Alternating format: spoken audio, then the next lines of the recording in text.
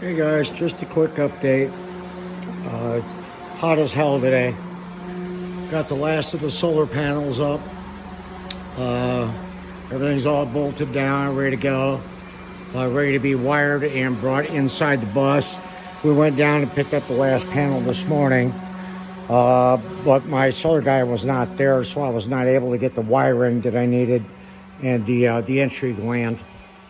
But so we're gonna go with 5. These are, like I told you yesterday, 410 watt panels apiece. So we're just a little over 2,000 watts of solar. And so those are all up.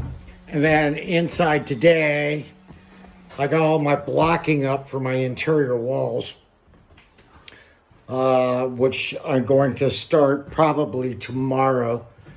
Go pick up some plywood. The 4-foot sheets will come up to about here, right at the top of this structural wall. And then if you look here, this is where the original ceiling comes down to. So this is the only part I will have to fill. What I'll probably do is build a box out here of some sort to house all these wires. Basically just use it as a chase for plumbing, wiring, speaker lines, what have you. Just to get them up out of the way and above the wall where I need to penetrate down once we start building our interior walls. You can see I took out the framing that I had for the wheel wells. I decided to go a different route with those and save some space, so I'm going to flip everything around sideways. I just haven't got around and built it yet. I ran out of screws again. But I got the blocking up on this side most of the way. I still got like 3 or 4 more pieces to put in. But like I said, I ran out of screws. So I'll pick those up on our way home. And with a couple other things, fender washer. And we're going to start putting walls in. Then I put in my outlets, build my little half walls that need to for switching and things like that. Get those all ready to go. Mandy is working on the doors that are going to be our half walls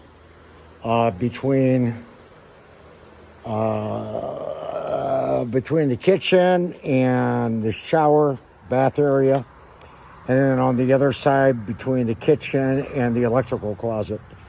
So these are the doors that are actually going to be our actual walls. And she's testing out the paint that she wants to use on them for the stain to see how they're going to turn out. And I got some more sanding to do. Hot, honey. Do you want me to explain a little Yeah, bit? go ahead. Okay. So what we have going on, and these are actually going to be the full walls behind the kitchen area going into the back part of the bus. The top part of this one is janked up totally, but it's going to be cut on a curve to be a solid wall. That one is the opposite side. Mm-hmm. And this one right here has, as you can tell, approximately 11 different colors of butt ugly paint. Starting with dark Barbie flesh, lighter Barbie flesh, baby blue, industrial green, there's a gray in there, there's a cream, and I don't know what kind of components they use because this stuff got together and made rubber cement. So it's been super hard to get off. But I took some I took some solvent to it. All I have to do is clean up this part right here, and then I'm ready to stain it, and I'll show you why. Is that the stain I picked is a dark Cabot gray is what it's called. And once it's down, it doesn't show any of the green or any of the baby blue or anything else. It just goes to varying levels of gray. And the reason why I'm keeping all this crackle stuff in here is because that when it's done, and I do have one that's already done, and then I put the polyurethane on top, it looks like a really nice alligator purse. And I'm kind of impressed with that look. So This is probably the butt ugliest project I have ever attempted. And I did, you know, have a little problem with fumes, and Alan does have to scrape my edges just a little bit more for me. Then we're gonna clean it up and slap on the first coat of the stain and then see how it dries out. But my test spot right here, which I sanded down, that's why you can see through it, it's a solid gray again, but it still shows the texture behind it, which is kind of cool. And these are, all these doors are free. We have 6 of them. We may not use all 6. I don't know, I might get bored, man. It is 90 degrees in the sun right now. So, chances are I should not work construction or ever become a roofer, because I'm dying. But these are gonna come out kind of cool. So we got a little bit of cleanup to do. Then we're gonna slap down the stain and let it dry overnight. This stuff is kind of having a hard time drying right now because it's so humid. So it takes more than the time it should. But on the ones that are finished, if I let them sit for 2 days and then put the polyurethane on them, they look gorgeous. They really do look gorgeous.